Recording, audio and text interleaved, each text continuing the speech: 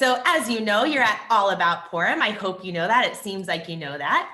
And we're going to start, again, I want this to be a conversation. So my favorite thing about Purim is baking and eating hamantashen, the triangle pastries we eat on Purim, dressing up, Purim spiels, which we act out the story on Purim, giving tzedakah, charity, something else, or I'm not sure yet. I'm figuring it out. Anybody have a favorite thing about Purim they want to share? Mike. I'm going for the hamantashen. Hamantashen. I love hamantashen too. Anybody else? What's a Purim favorite? Or maybe you're not sure.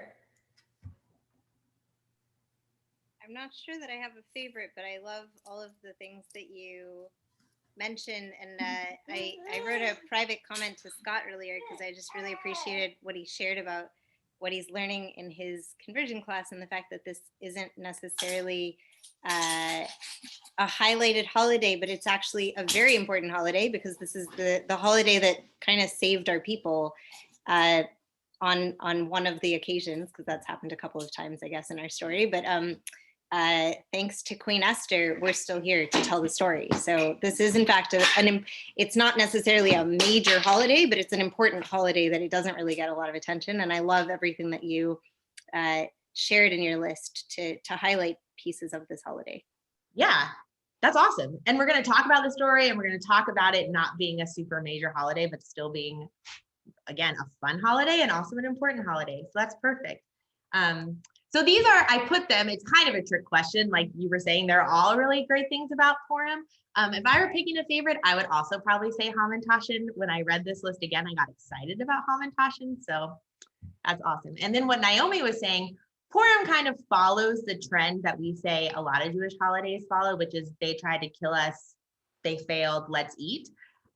So now we're going to talk a little bit more about Purim. What is it? What is this holiday?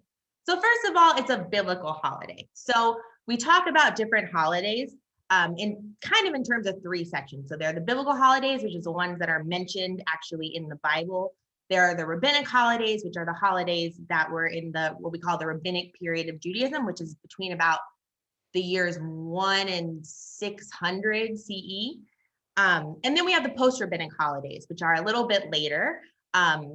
And then those also include holidays that you'll hear about coming up soon, like Israeli Independence Day and Israel Memorial Day, and Yom HaShoah, Holocaust Memorial Day. Ooh, I see something in the chat.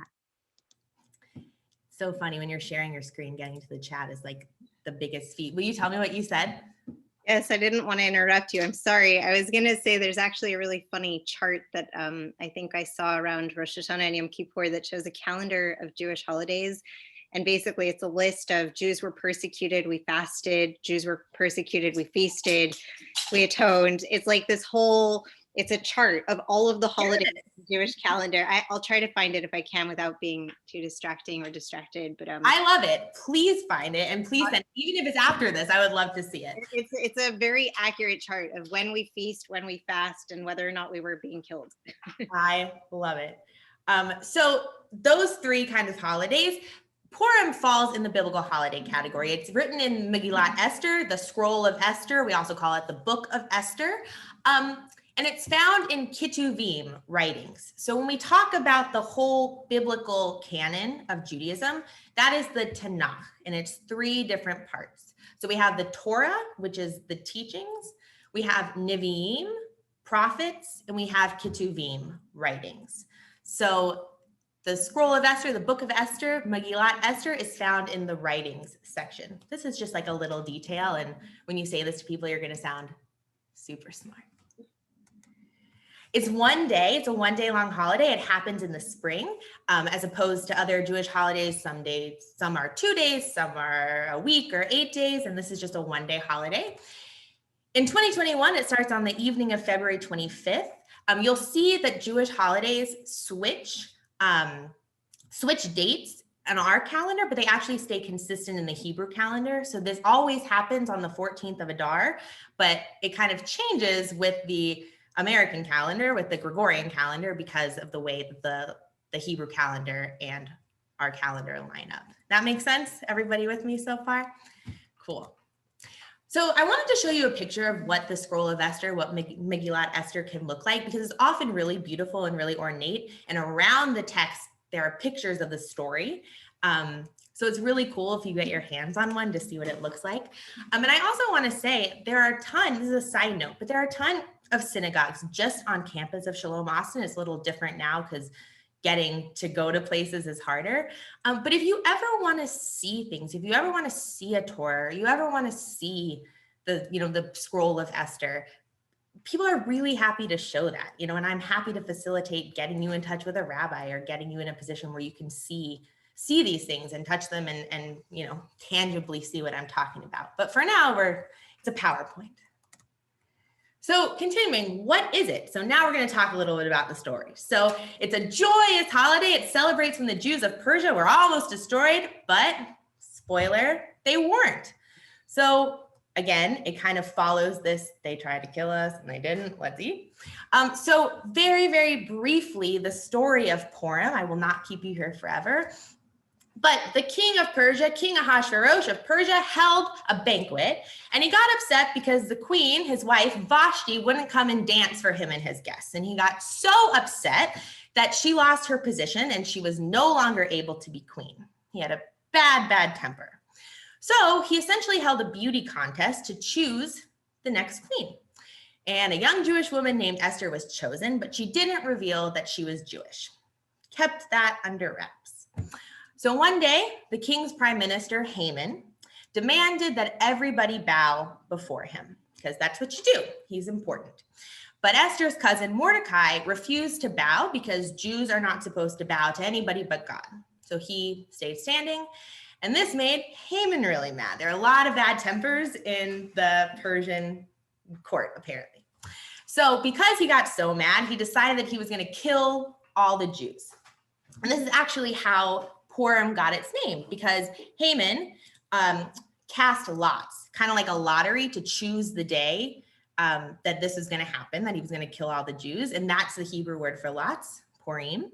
And it was the 14th of Adar, which is how we got the date that we celebrate Purim. So Mordecai heard about this and he told Esther the evil plot, and he urged her to tell the king that she was Jewish and to plead on behalf of her people. And to save her people. So Esther held a big banquet of her own and announced in front of everybody that she was Jewish and what Haman's plan was. And the king, he loved Esther, so he was outraged again, and he ordered Haman's death instead. So the Jews were saved. Queen Esther saved her people. The enemies of Jews were destroyed. That is obviously a very abbreviated version of the Purim story, but that is essentially why we're celebrating, why we're so happy, and why Esther is the heroine of this story. Purim is quintessentially a communal holiday. There are some Jewish holidays that are really home-centered, like Hanukkah, for example, is really centered around the home. Purim, you're with people, you're celebrating together, which is kind of hard during COVID. But luckily, there really are some ways to bring it home and to do some really fun stuff at home. But when you are able to gather with people again, this is the holiday, especially if you have kids, to take them to synagogue, because this is basically the one holiday where not only are they not expected to sit quietly and listen, but they are encouraged not to, because it really is, hooping and hollering and getting up and participating. So I really encourage you. I really feel confident that by next Purim, you'll be able to do that with your kids. So it's a minor holiday, like we were saying. It's technically a minor holiday. There aren't restrictions on what you can do. You can work, you can go to school, as opposed to some other holidays. But what I say about that is, who cares? It's a super fun holiday, so let's celebrate. Doesn't matter if it's a minor holiday. It's still, in my opinion, one of the best. Does anybody have any questions right now before we go on? I know I've given you a lot of information, but hopefully digestible. Anything? Awesome. Feel free to stop me. Really just chime in, unmute yourself. You are welcome to. So we've talked a lot about what Purim is, but what do we do? How do we celebrate? So there are 4 mitzvot, commandments, things that we're supposed to do on Purim. So one is to actually read the book of Esther. And people will do that in synagogues often. And we're going to talk about this in the form of they'll read it and then there'll be a Purim spiel where it's fun, in a funny way, people act out the book of Esther. Sometimes they're themed, people will have a Beatles Purim spiel. Or I remember when I was, a kid in synagogue, or I guess a teenager in synagogue, Wicked had just made its huge debut. So we had a Wicked themed Purim spiel. So there are all sorts of things you can do. We're also commanded to give what's called mishloach manot, which are baskets of food and drink to our friends. And this is because we're supposed to ensure that everybody has the ability to celebrate Purim. Everybody has something to make them happy. We're also supposed to give tzedakah, give charity. This is kind of the same thing. We're supposed to ensure that everyone is able to celebrate, and it's also reflecting taking care of people, which we see in the Purim story with Esther standing up for her people. If it looks like I'm looking off to the side, it's because I'm looking at you guys. When I look like this, I realize the camera is right here. And we're supposed to enjoy a festive meal. So really this last commandment is eat, drink, and be merry, and really enjoy the holiday and enjoy yourselves. What else do? We eat hamantashen. We've talked about hamantashen quite a lot because it is a favorite among this crowd. Hamantashen, it means in Yiddish, Haman's pockets. You'll also hear Oznei Haman, which is in Hebrew, it means Haman's ears. It's triangle shaped, and we also say that is the shape of Haman's hat, had 3 corners. In the resource sheet I'm going to give you after this, there's a couple of songs. One is all about Haman's hat having 3 corners, little sing-alongs you can do. We act out the story, like I was saying, Purim spiels. We dress up in costumes because that's all about, hiding your identity, like Esther was doing at the beginning. We shake a grogger, so these are noisemakers. When we're reading the book of Esther, every time Haman's name is mentioned, we're supposed to shake the grogger to drown out the name of Haman forever, this evil, evil man. And then we party. The funny thing that they say about Purim is that the rabbis say you're supposed to drink until you don't know the difference between Haman and Mordecai. So it's a holiday where you really have permission to let loose. This is what hamantashen looks like. The 3 corners, and this is what it kind of cuts off. This is what a grogger looks like. You just spin it around. But there are lots of ways to make groggers, which I have on the resource sheet, and also some of my favorite hamantashen recipes. Any questions? Great. Okay, what do we say? How do we talk to each other on Purim? What are some vocab words? So again, Purim means lots, what Haman cast. Megillat Esther, the scroll of Esther. You'll often hear just abbreviated, people will say the Megillah. So if you hear the Megillah in this context, we're talking about that. Tzedakah, giving charity. Mishloach manot, the baskets of food. The hamantashen, the triangle pastries. The grogger, the noisemaker. And the way we greet each other on Purim. So you can say Chag Purim Sameach, which means happy Purim, technically happy Purim holiday. You can say Chag Sameach, happy holiday. And that's the way you'll hear people greeting each other on Purim. So interaction time.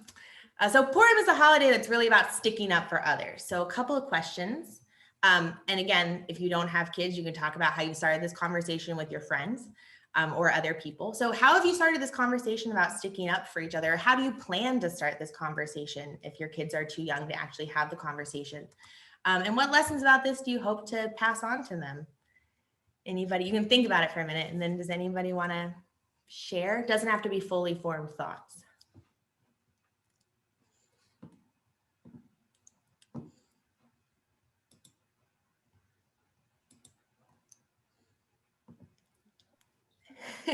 I can share, Alachua. Great, Shireen. Hi, everyone. Sorry I was on late. So at the ECP, we talk about this a lot. So one of the most important things that we do when we get together with kids is they're going to have disagreements. They don't want to share when they're at home. Everything belongs to them. You belong to them, everything. So when they come to school, they start to have little squabbles about it, which is actually one of the benefits of coming to preschool is that you start to learn how to handle things with each other. So when it happens, sometimes some kids will cower, or they might cry, or they might run for help. And so what we talk to them about is that when something doesn't feel good to you, say somebody takes your toy or pushes you over to get in front of the line or whatever, is that you have a voice.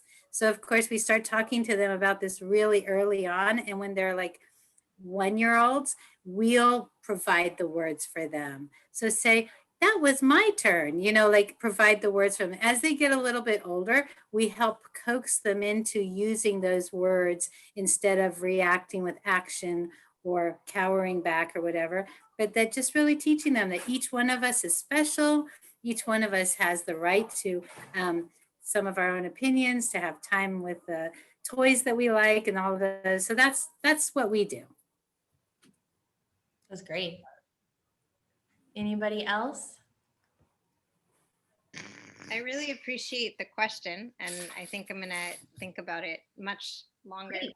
like much later. But I think one of the things that you touched on earlier that answers this a little bit about lessons hoping to impart. I think that tzedakah generally, so giving, and tikkun olam is improving the world, is a really important, are both very important values, two different values in Judaism. And I think that this holiday offers an opportunity to give mishloach manot, but also to give forward, to pass forward to charity, tzedakah. And I think that both of those are things that I was raised with generally, the importance of giving back and improving, but also just giving gifts, and something that we do in our home and that we're sharing with Dove and just generally with the community. And I think that this is a holiday that that the opportunity to give mishloach manot, gifts to your friends, and to give tzedakah are important pieces in this holiday that I am trying every day to pass on, and really appreciating, just in the context of what's going on in society at the moment, that first question about having the conversation about sticking up for yourself and sticking up for others and being an ally, and what it means to be an ally, especially in the spaces that the social justice spaces that I'm in and surrounded by. And thinking about those conversations in the context of this holidays is really interesting, and not one that I've given thought to before. So thank you for that, because I'm going to mull on that for a long time now. You're so welcome. Yeah, and of course, think about these questions. I wanted to give you the opportunity to think about it, because when I'm thinking about the themes of Purim, this is one that really sticks out to me. So thank you. Thank you for that. Thank you for sharing. Okay. So we've talked about just Purim and what it is, but how do you actually implement this? How do you actually celebrate this holiday with your kids? Because, we told the Purim story, right? And some parts of the Purim story are kind of scary. We're not going to tell our kids and then they were going to kill the Jews, and then they were going to, they decided to kill Haman. So what do we do about this? So the first thing I like to do, like we were just talking about, is focus on the values, right? Focus on courage and bravery and doing the right thing, and starting to ask, when was a time that you felt brave? Or when was a time that you helped someone else? Or what does it mean to be a hero? And kind of focusing around that. And also, there really are some appropriate versions of this story. I put one in the resource sheet, which I'm going to give you. It's a Shalom Sesame one, which, says, and then he was going to send Haman away, or Haman wanted to send all the Jews away. So they're fun, easy, digestible ways to teach the Purim story. But yeah, focusing on values is something I really like to do when I'm talking about Purim, teaching about Purim. Dressing up, obviously. Who doesn't love to dress up? Making masks, and I'm going to show some easy ways to do all three of these. Making noisemakers, making little scrolls with them, super fun. Baking hamantaschen, of course, that can be a whole family affair, and this can start when they're super little, right? Just seeing you do stuff kind of instills it in them, and they'll have this memory. Like I saw my dad, baking hamantaschen. Now I'm going to bake hamantaschen, where we always made masks. There are pictures of me as an infant in a mask, stuff like that. So resources, there are all sorts of resources for this, and I'm going to give you in the chat right now. I figured out how to pull the chat up with the share screen. So we're in a better place now. I'm going to share a Purim resource sheet. Did this come through for everybody? Cool. I want to make sure you are able to open it before we end the Zoom. So just make sure, because that has all sorts of stuff, making stuff and doing stuff, what you can watch, what you can listen to. It's just a variety of things, stuff for you to learn more, stuff to do with your kids. And then I just wanted to show you some pictures of my favorite crafts, like I mentioned. Making a mask, super easy. You can do it out of a paper plate. They're very sturdy. You cut it in half. You draw on it and you kind of hole punch a rubber band or ribbons into it. And voila, you have a wonderful mask. This is a Queen Esther mask. Making a grogger, it doesn't have to be the grogger. You can literally take 2 cups and put some beans in there, put some rice in there, tape them together, and you can, oh, thank you, Shireen. You tape the cups together, and voila, you have a shaker, shaker, shaker, shaker. I think the last one I put up is a scroll. So you see, you take 2 paper towel rolls, you take some paper, you glue the paper around the paper towel rolls. Kids can decorate the inside however they want to. And if you want to get really fancy, you take a ribbon and you can tie it up. And there's just 3 super easy crafts. There are more in the resource sheet that you can do, but those are just some of, I think, the easiest and also the most fun to do. And that is really all about Purim. That is what I have for you today.